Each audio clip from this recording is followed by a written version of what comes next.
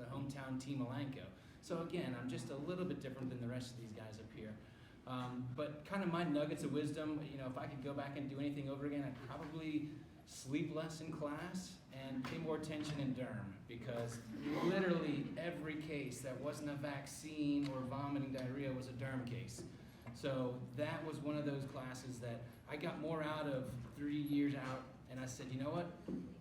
Maybe I should have learned a little bit more while I was sitting in those chairs. So my nugget of wisdom is go back and do derm over if you can. Do that rotation twice if you can. Because that was really one of the areas that I found that, all right, this is what I see day in, day out, multiple times a day. The other, I think, key nugget, you don't have to be the best when it comes to class. You don't have to be the best when it comes to just outright smarts, but what you do have to be the best at is communicating. And that goes with when you think about your clients, when you think about the staff, the ones in this room that can communicate the best will be deemed the best vets. Doesn't matter what your grade is, doesn't matter how well you did in school. If you can communicate well with the general public, with your clients, with your staff, you will be the best. Part-time at Pets and Vets as partners here in West Lafayette, and then back in 2015 decided to open my own practice. So I started out as a mobile practitioner doing pretty much large animal, some small but not very much, and currently my husband and I are working to build a clinic out in Benton County. So my nugget of advice is to never settle. Never settle for that first job that might not fit. Ask all the questions that you need to ask. You know the type of medicine that you want to practice, and so don't settle for just a job. Teen grad, and I currently work with the Indiana State Board of Animal Health. So I went the regulatory route, did not go into private practice, and basically my background is I grew up on a beef cattle farm down in southeastern Indiana. We run about 60 Angus cows down there, cow-calf operation, and people are like, how in the world did you want to do regulatory medicine? So 2011, there was a TB incident, tuberculosis, down in southeastern Indiana. My farm was actually a fence line contact. So we were quarantined by the state, which is the agency I now work for. And that was my first interaction with veterinarians that work in regulatory medicine. And that kind of enlightened me to all the different opportunities that are out there in the world for vets to do. And with that, I kind of beat that path through vet school and decided to get a job at the Board of Animal Health after graduation.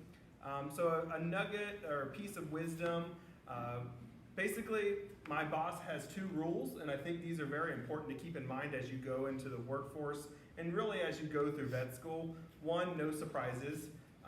Just continue to evaluate what you're doing. You're going to make mistakes, but don't let anything be a surprise to anyone else. So just, again, communicate upfront with what the expectations are and move forward that direction. And 2, don't dig a hole too deep enough your boss can't pull you out of. So that is huge, and that is really one of our rules. So again, be able to communicate. You're going to make a mistake, but realize that you've made that mistake and move forward. And don't keep digging that hole. Own up to that mistake, and you'll be fine. Move on. Life goes on. No big deal. I am currently practicing in Indianapolis. I'm doing small animal only. Before I started practicing in Indianapolis, when I graduated, I accepted a job down in Madison, Indiana, and I was practicing there. I practiced there for 11 months prior to resigning from that job and taking up my career where I am in Indianapolis right now. So I think, they pretty much covered a lot of the points that I already was thinking about. So I think one of the biggest things I have to say, especially what I learned, my first year going in, is that you aren't going to know everything, but you do know more than you think you know. Purdue is very, very good about, preparing you knowledge-wise and teaching you where to go get the knowledge if you don't know it. So don't feel like you have to be a walking textbook. At the same time, like I said, you do know, more than you think you know. There are just some things that are going to come with experience. There are some things that the textbook will not teach you. You're just gonna have to learn. You know, sometimes you will make mistakes. We are all human. That's why we practice. You know, it's not perfect, and that's why you have your colleagues that you can, you know, lean on if you have any questions. Maybe they might have a different approach that, you know, you hadn't even thought of. And not just the colleagues that you work with, but if you, like for example, we used Antec at the practice I was at first, and Antec has a consult line you can call and get an internist to talk to. I emailed professors back here if I had questions. There's just a myriad of resources that, you know, are at your fingertips. Just know where to find your resources and know how to utilize your colleagues around you. So, but feel confident that you know more than you think you know going in.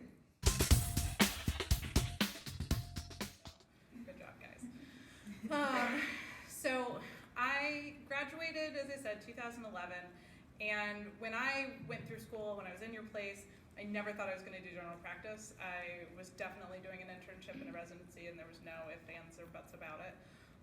And then I got to fourth year, and it was rough, and the best part of my day was meeting with my clients and seeing them again in the lobby while I was on a different rotation. And just that interaction would give me the energy to keep going through fourth year.